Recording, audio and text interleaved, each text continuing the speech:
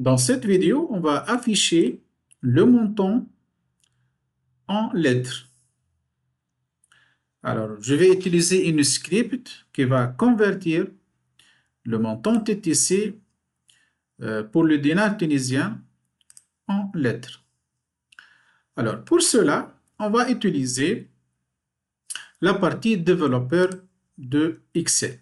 Alors, cette commande peut-être n'est pas activée chez vous. Allez sur Fichier, ici sur Fichier, ensuite Options, allez dans Personnaliser le ruban et activez le menu Développeur. Activez le menu Développeur. Ensuite, allez sur Développeur et dans Visuel basique, cliquez ici. On va ajouter un module. Juste cliquez ici, avec le petit bouton ici. Module. Alors, je vais prendre le script qui est déjà fourni dans la description de cette vidéo. Voilà le script. Je vais le prendre tel qu'il est. Alors, CTRL A pour sélectionner tout.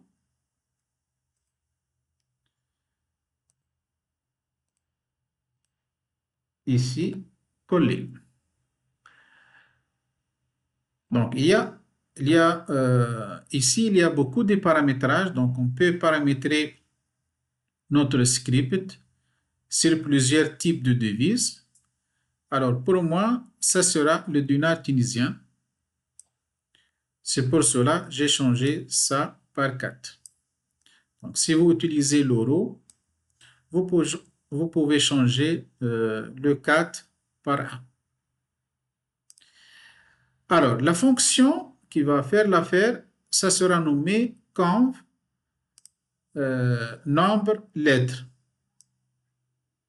Voilà, c'est la fonction. Donc, cliquez sur enregistrer. Il faut faire enregistrer. Donc, un code, ça sera ajouté à votre classeur. Donc, cliquez sur enregistrer. Fermez cette fenêtre. Allez dans la cellule A27. Donc, ce sont des cellules fusionnées. Faire égal. Ensuite, la fonction conv number letter. Et on va prendre cette cellule. Et voilà. Donc, on a 573 dinars. Voilà, très bien. 96 millimètres. Donc, a été arrondi ici à 2 chiffres après la virgule. Mais ce n'est pas grave. Donc, on peut paramétrer ça pour afficher 2 chiffres après la virgule. Voilà, 93, comme ça.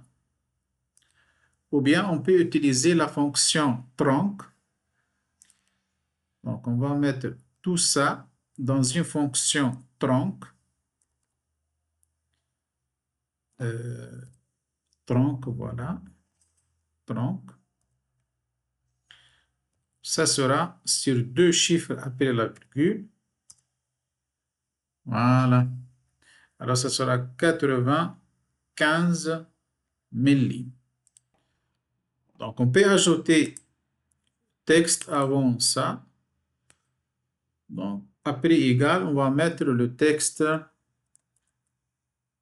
la présente facture est arrêtée à la somme de double quote.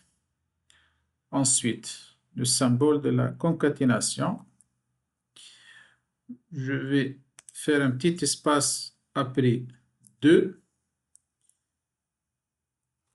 Voilà. Alors, la présente facture est arrêtée à la somme de 573 dinars, 95 milli. Voilà. Donc, le montant, ça sera peut-être en jaune. Voilà.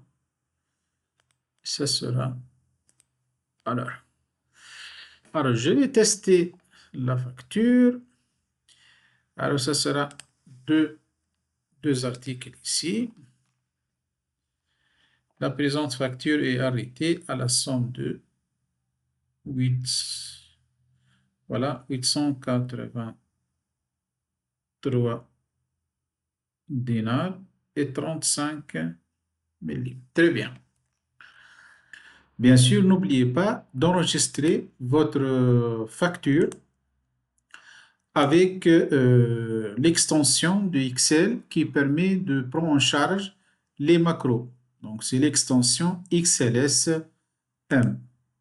Donc, je vais nommer la nouvelle version par facture finale, par exemple.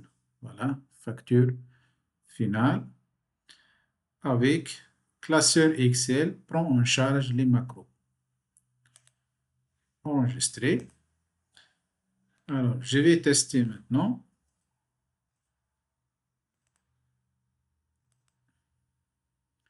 Voilà, c'est la version finale. Activer le contenu. Alors, je vais changer, par exemple, le dernier article. Et voilà, tout est fonctionnel. Alors, maintenant, comment imprimer cette facture? Donc, allez sur Fichier, ensuite Imprimer. Donc, il faut toujours modifier ici, ajuster toutes les colonnes à une page. Donc, pour que la facture va remplir toute la page. Sinon, il faut bien vérifier ici, par exemple, dans aperçu de ceux de page, il faut ajuster que la page soit toujours, bien plutôt la facture soit toujours dans une seule feuille. Alors, peut-être cette configuration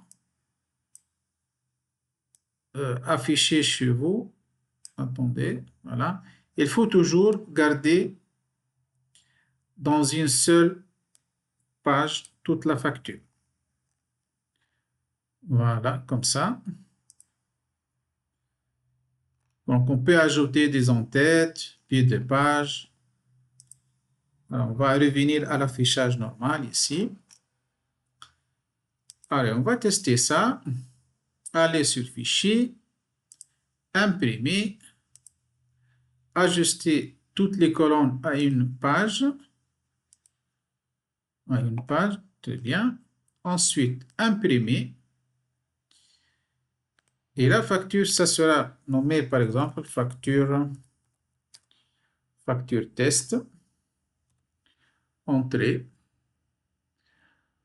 Alors, je vais tester ça. Facture test. Donc, a été lancé dans une nouvelle fenêtre. Et voilà, on a le logo, les clients, numéro, la date, calcul. On a tout ici. Merci pour votre attention et on se voit dans une nouvelle formation.